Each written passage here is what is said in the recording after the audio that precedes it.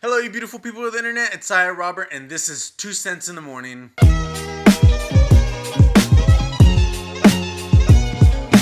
Thanks for joining me here, guys. It's a beautiful Friday, and let's just jump right into the good stuff, the things that you guys want to hear. I've been playing a little bit of Overwatch, finally got into the competitive mode. Never was able to do it due to the fact that I never was level 30. Now I finally reached it, thank God.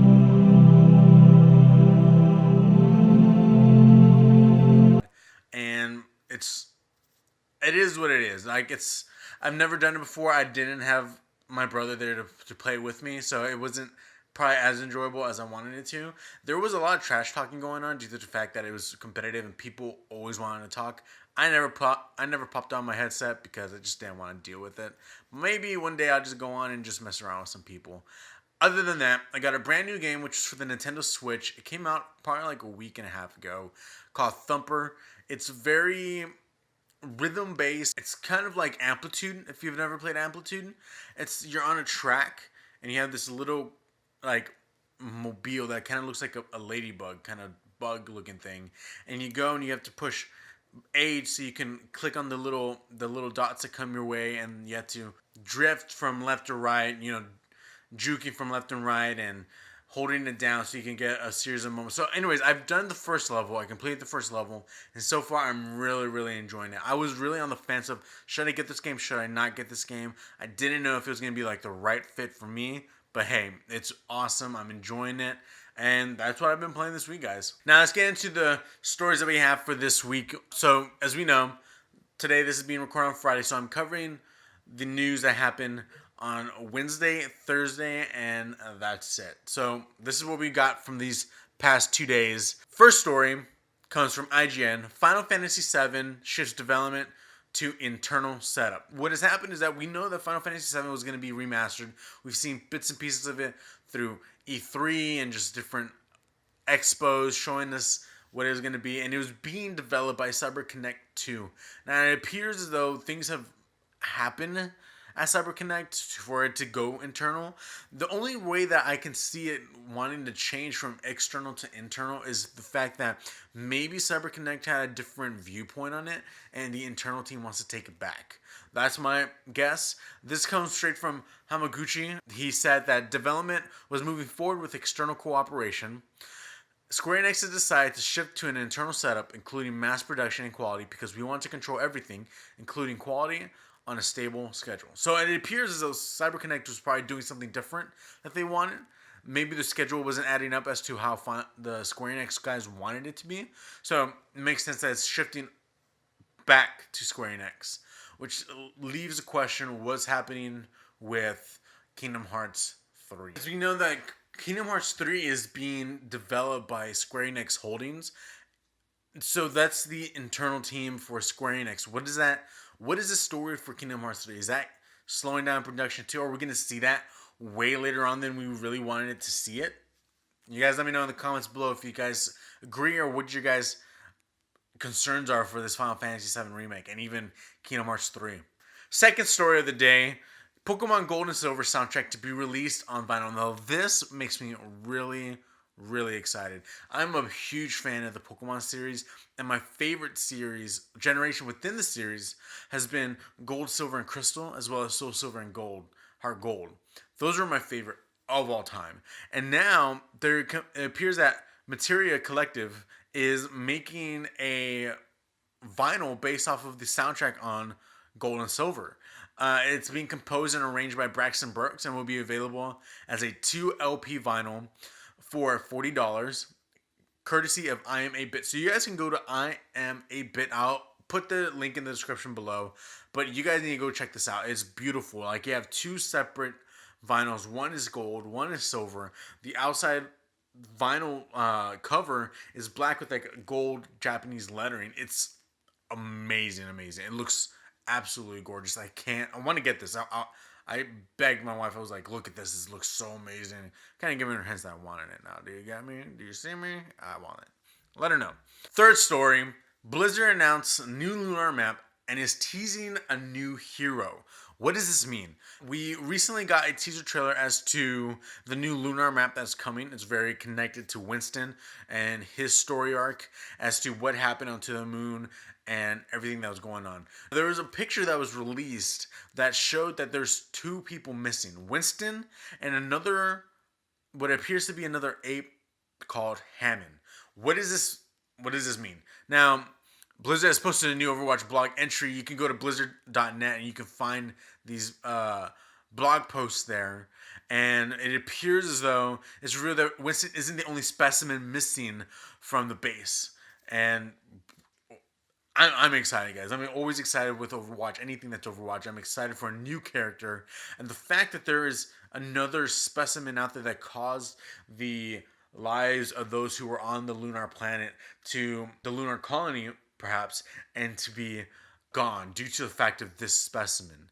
So I love the story. I love the fact where they're going, and they're trying to make this into something big. I love it. I can't wait to see what else they have to do. But they also tease that new lunar map. That place looks legit. It's a map, obviously on the moon, and it looks like a great sniping spot for those who want to just get on them Widowmakers, get on those Annas, get on those Hanzos, you know what I'm saying, dog? Fourth story, Godzilla vs. Kong has found its director. And the Hollywood Reporter reports that the Blair Witch Project director, Adam Wingard, will helm the upcoming monster film, which is scheduled to be released on May 22nd, 2020. And his next movie, as of right now, is Death Note, which is being released on Netflix, which I'm very excited for. But with that being said, Godzilla vs. Kong has found its director, and it's set to be released 2020. Is that going to happen? We will see. That's 3 years from now. I'm excited. Y'all be excited. Let's all be hyped. Fifth story of the day, Ubisoft reveals its new logo. As we all know, the Ubisoft has had a number of logos originate from its first, what I honestly think is a nice looking retro logo, to its rainbow logo with Ubisoft on the bottom, to what we've always known as the blue spiral, and is being changed now to what is a very opaque, but the same style, but it's the same spiral, but it's just opaque and it's white or either black. Now this comes from a Ubisoft blog saying that the new logo is a minimalist, modern, and monochromatic kind of logo. It's a window into our worlds, giving a preview of what's to come by highlighting the artistry that goes into creating them. The swirl and the letter O are both deliberately created to be reminiscent of hand-drawn shapes and represent our human qualities of enthusiasm, curiosity, and the grain de folie that Ubisoft is known for. Grain de folie. I don't know what that means, but I tell you what, it sounds very grand.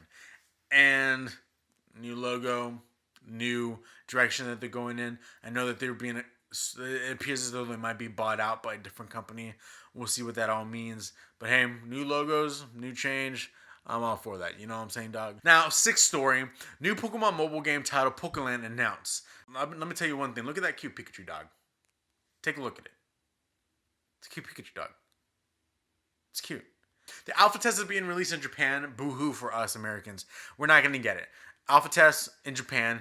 It's going to be setting up for a feature of 52 stages, 15 floors of Champion Tower to climb, and 134 different Pokemon to discover. Is no word on when it will release overseas. There is no word as to when it's going to release overseas.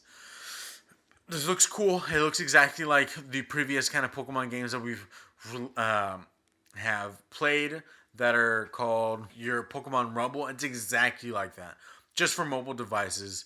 And hey, I'm excited for it. Pokemon has been coming out with like A++ games recently with Magikarp Jump. Dude, that game is hot, dog. You need to jump right on that right now, because that is the hotness. Just like how Pokemon Go was everywhere, you're seeing people playing this game left and right, dude. Trying to get the Magikarps, dog. Seventh story of the day, PlayStation Plus for June has been released. It was recently leaked as to what the PlayStation Plus games were, but this is an official, what is it going to be? So, Killing Floor 2 being released for PS4, Life is Strange as well being released on the PS4. We got Abyss Odyssey, PS3. We got WRC 5 World Rally Championship for PS3. Neon Chrome, PlayStation Vita, and PS4 cross-buy, along with another cross-buy, which is Spy Chameleon. You guys go get those as soon as they come out. Life is Strange, I heard, is a fantastic game. I'm going to be jumping on that to play that along with Killing Floor 2, which looks amazing.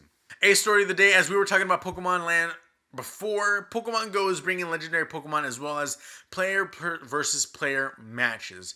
This is a big change. This is something that every Pokemon Go player has been wanting. They have 65 million active players at this moment playing this game, and you gotta give the people what they want, dude. You gotta give them what they want, and what they want is that PvP, dog. They want that PvP. You hear me, Pokemon?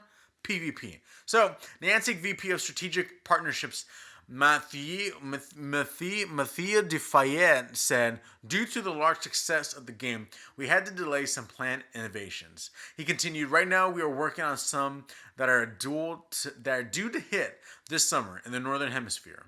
What about the Southern and the Western and the Eastern, dog? Come on, you gotta think about those too. Don't be excluding anybody, dude. Such as giving more value to the choice of the teams, releasing legendary Pokemon, and introducing PvP. One thing we learned with Ingress was that the game can sustain itself if we are able to create social interactions amongst players, and we are working on that. Ingress is the previous game that they worked on before Pokemon Go that Niantic created. But this is fantastic news. I actually been wanting to play. I've been wanting to find a reason to get back to Pokemon Go. The game is fantastic, man, and they released newer Pokemon recently, and yo, I love the game. I've been really wanting a reason to go back and to play, and PvP is the reason why I want to go back. This seems like a fantastic reason to go. Ninth story of the day. Another Life is Strange game reportedly leaked. Obviously, there was the fact that Life is Strange is going to be part of PlayStation Plus.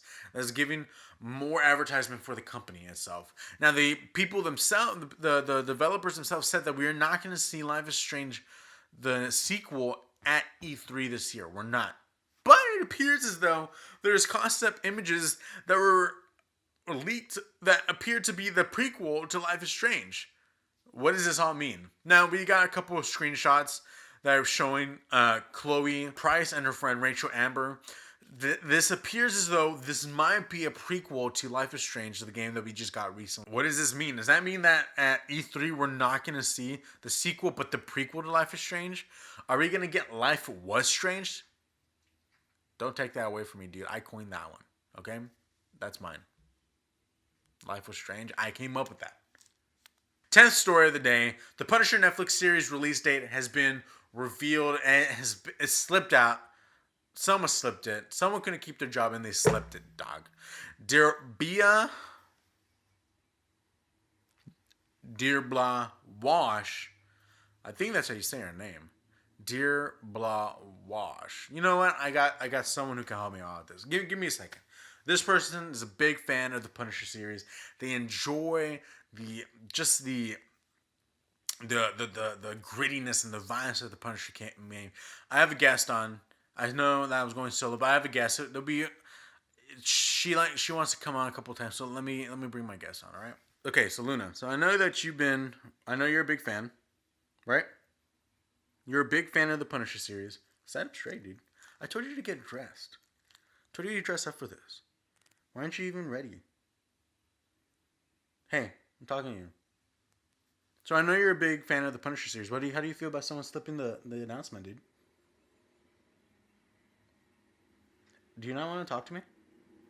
Luna, do you not want to talk to me? There's people watching, dude. You gotta listen to them. They want to hear about... Alright. I apologize, guys. That was a bad guess. I don't even know if I'm going to even have her back on here again. She can't even talk, dude. I tried talking to her.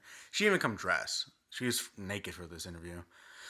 Anyways, people sometimes. So, it was leaked by a director who did Fargo, Dear Blah Wash. And so Dear Blah Wash, who directed and edited one of the episodes of The Punisher, accidentally let it slip in an interview recently.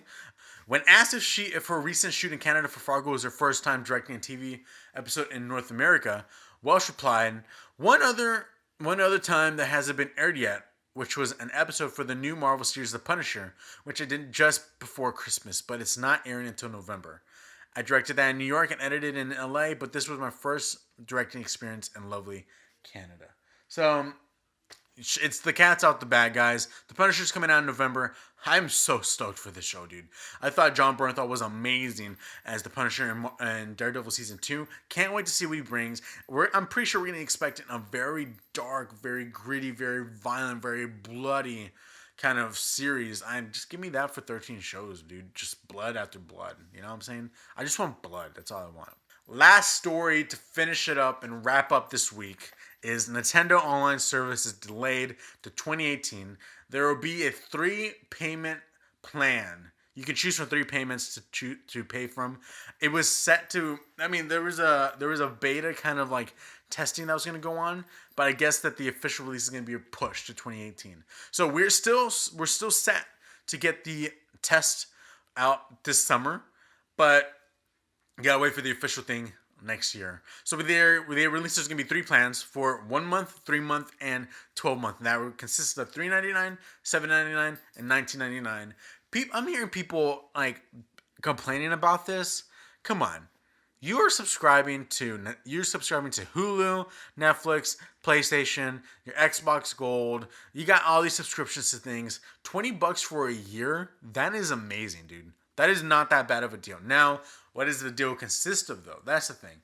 So, the deal consists of you download an app to your phone so you can chat with people on the game. Now, Nintendo's they never got a lot of things right, and I believe this is one of them.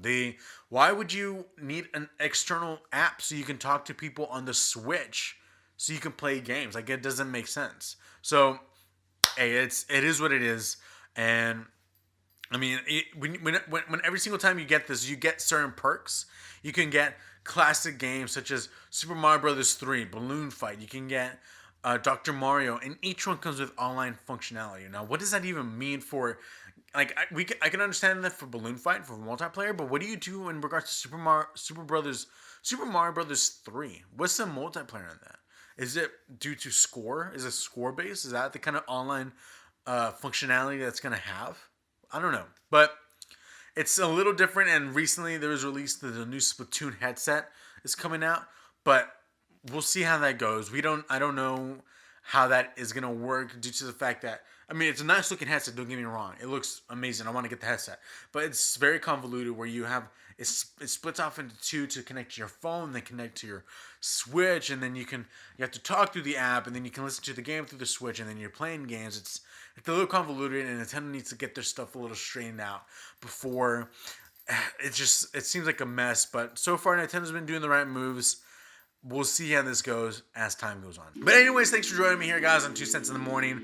It's I, Rob. If you guys liked what you saw, push that thumbs up button, subscribe, and comment down below letting me know what you guys thought about these 11 stories, my bad, that come out so far this past 2 days.